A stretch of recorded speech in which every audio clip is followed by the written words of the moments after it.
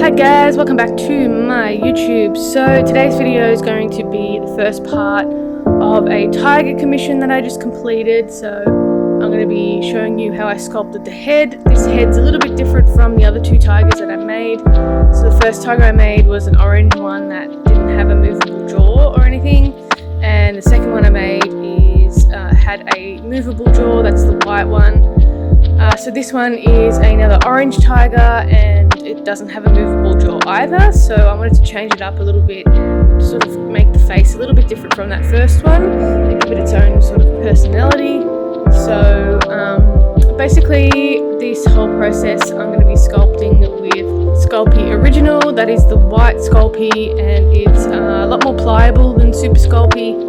I like working with softer clays, so I like to work with Sculpting Original. Comes in a whole different size tubs and boxes. I'm getting some in stock very soon. I'm just waiting for my supplier to send them off to me, and then I'll put them in my shop. I only have a really limited supply of sculpt coming in, so keep an eye out and see what you can get. But I also have some air dry clay if that's something you want to work with as well. So basically with this head I use a aluminium ball, like a foil ball, for the armature inside the head. And the reason why I use this type of armature is because it's really lightweight, it's cheap, and when you're working with polymer clays you don't want to have a sculpture that's too thick, because when you bake it the heat sort of can't penetrate into the center because it's too thick, so it'll never sort of cure. So you need to have a polymer clay sort of thin to be able to make sure it bakes through properly. So I basically laid out a really rough shape of the top of the head. You can sculpt in a lot of different ways. I usually sculpt a really rough outline first and do it in two parts, so the top of the head, and then I add the jaw, and then adding any little extra details really roughly before I start refining the process. So for this one, the nose is what I'm working on at the moment, and I'm using Super Sculpt for the nose. That's sort of the beige coloured fleshy tone, and that type of sculpting is really good for if you're wanting to do noses like big cat noses, or like rat hands and feet, things that need like a little bit of a translucent beige colour to them. I can find Super Sculpt works really well. You can add like a tad of pink, either pink polymer clay or pink paint I've tried. That works really well as well. Only use a really small amount of paint, but if you're adding a lot of different colour, I'd add some more polymer clay, but you have to be careful because then you start to lose that translucency. You can also do a coloured wash over the baked polymer clay. You can also add some pigment from different sorts of pigments, or also pastels as well. That works. So I'm doing a really rough shape of the nose, and then I'm going to start refining it once I've placed it into the right position, and then I can start working on that lower jaw.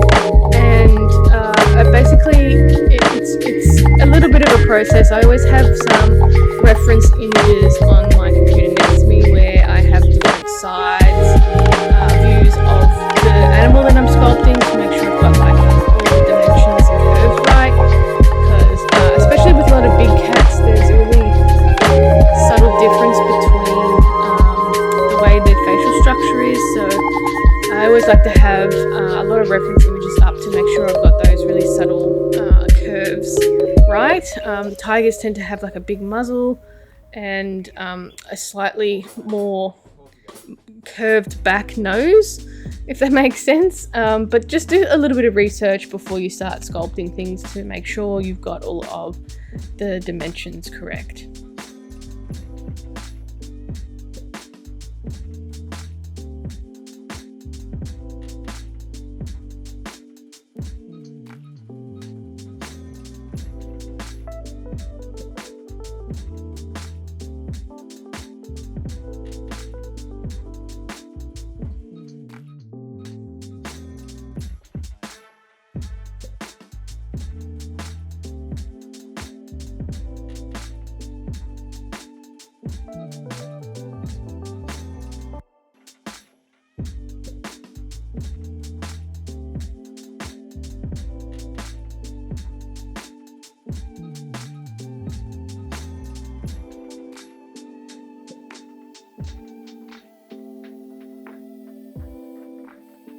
So I can start working on the top part of the muzzle and also the nose area. Tigers tend to have like this wide set nose as well that goes a little bit wider to the middle of the nose. So I always try to rough out a shape before I start adding any refining details, and making sure just adding tiny little bits of clay here and there to make sure that I'm getting the right shape. So the tools I'm using are a little loop tool. Loop tools are really easy to make. You can either use like guitar string wire and a little tube, or you could buy them. I bought this one, broke it, and then fixed it with some epoxy sculpt, but I find this little one works quite well for just smoothing out some like small sections. And also the ball tools are a Sculpting brand ball tool. They come in a 3-pack. I have one set in my shop if you're wanting to grab those tools for yourself. It's at creaturesandart.com. I have one set only, so check it out over there. Link is in the description. And once I'm kind of happy with the shape of the muzzle, I can start adding that lower jaw and sort of refining that muzzle a little bit more. So I wanted the mouth to be sort of a little bit open. The last tiger I did had like a more of a closed mouth.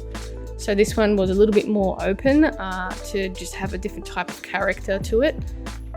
So I'm just refining all of the areas that are going to be visible and sort of trying to bring out a more opened mouth look.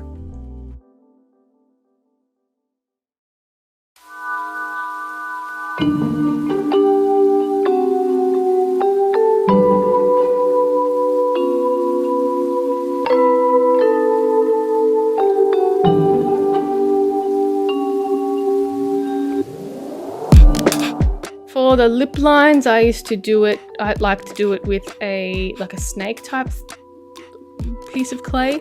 You just want to make sure that it's not too much clay and you're getting the shape right. So you can always subtract it, but sometimes when you carve a rolled piece of clay, you lose that rolled edge. So just pull it off and roll the snake thinner if it's too thick, and then just blending it into the rest of the jaw.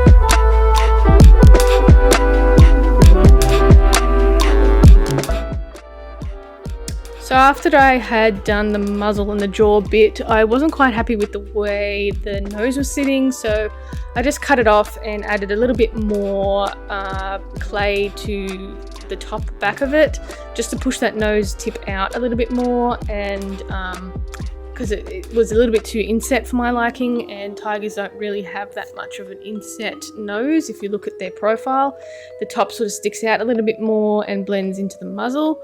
So now that I'm sort of happy with the way this is looking, I can start refining the rest of the head a little bit and then start adding the eyes.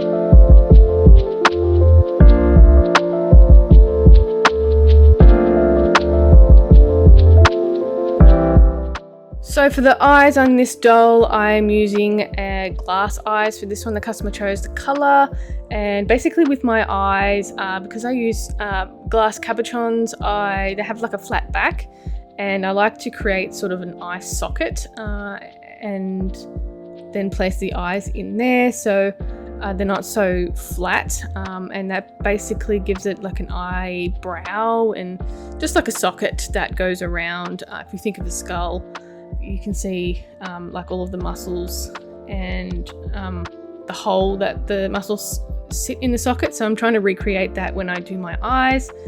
And for the lids, I basically create them with a really thin worm piece of polymer clay and just blend it in. And you can create all sorts of different expressions with these lids as well. So just have a play around and find an expression that you like. It might take a little bit of time. I spent a few hours just getting the expression that I want on this doll. I usually spend a little bit of time getting expressions I want on different dolls as well. I spent a lot of time on the chimp doll that I did a little while ago to get the right expression. So just have a play around. If you take too much off, you can always add more or start again. And I think getting the right expression on your dolls really changes the character of them and really brings them to life.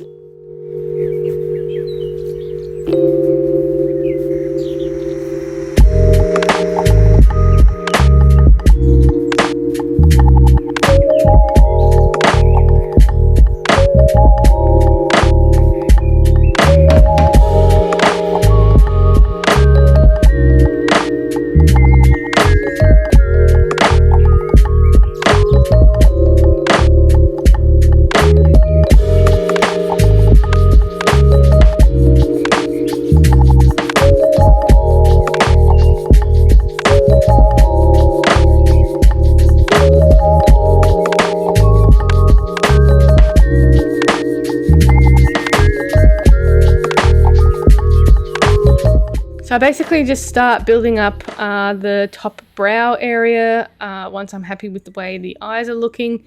I probably end up refining it a little bit more once everything's put together, but I want to build up the whole brow area a little bit more before I move on to refining any of the head anymore.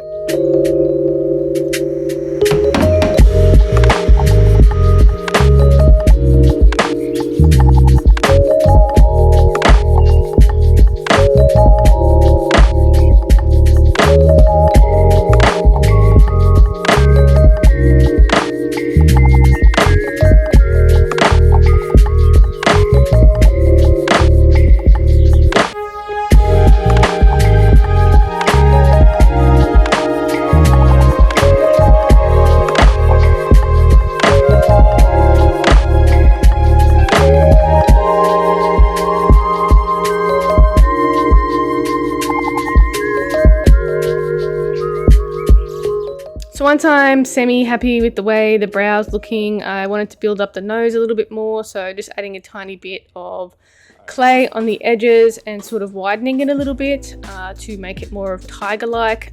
Didn't think it was really, I thought it was looking a bit too thin for my liking for a tiger, so I just added like little bits and pieces and then blended it in.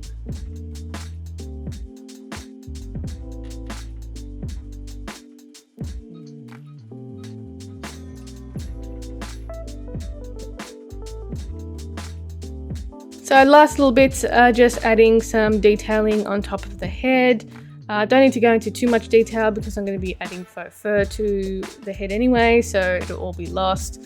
And basically that's the whole process of sculpting the head. Just take your time, don't rush, and you can always put it down and come back to it and see how you feel. Anyway, that's it for this little video. Let me know if you liked it, and stay tuned next week for the doll process. And you can check me out on Instagram, Facebook, and TikTok, Creatures of Nat, my website, creaturesofnat.com, Patreon, check it out over there too, and I'll catch you in the next one. Bye!